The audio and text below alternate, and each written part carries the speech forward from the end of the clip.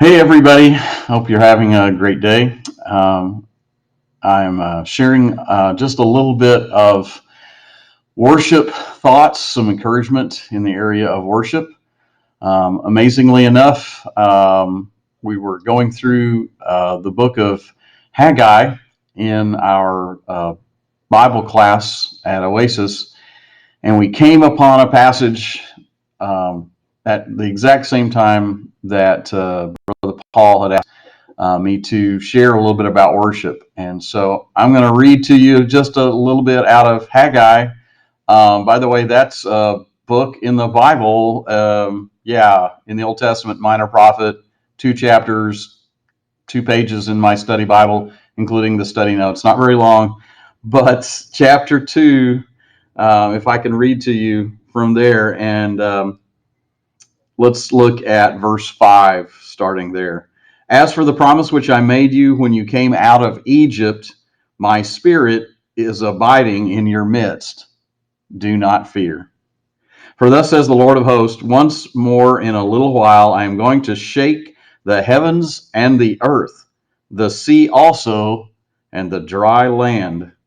And I will shake all the nations, and they will come with the wealth of all nations, and I will fill this house with glory, says the Lord of hosts. The silver is mine, and the gold is mine, declares the Lord of hosts. The latter glory of this house will be greater than the former, says the Lord of hosts.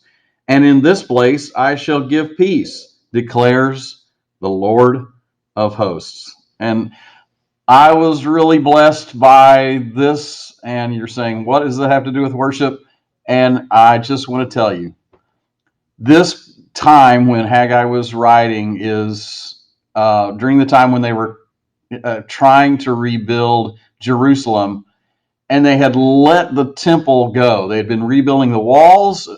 Remember Nehemiah? Yeah, that guy.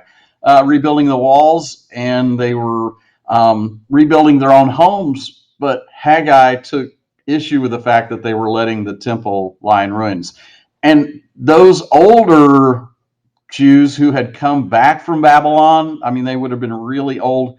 They remembered Solomon's temple and the glory of it. And here is the nugget that I want you to take from this. As Haggai is telling them, you need to rebuild the temple, number one is that we need to make worship a priority. Worship's not going to be a major part of our lives unless we say, I'm going to let other things go, and I'm going to focus on building a place for God in my life. You have to make decisions. We only have so much time. And so we all decide how much worship means to us by how we prioritize it with our time. Haggai makes a point of the fact that the latter part or glory in the temple is going to be greater than the former. And yet everybody looking there would say, no way. All the older Jews tell us how glorious it was under Solomon, and it was just gold everywhere. And now we have this, and it's just nothing as great. Now, be careful. It's not the buildings. I think we're learning this from the coronavirus, right? It's not about the building. It's who dwells there. So let me encourage you.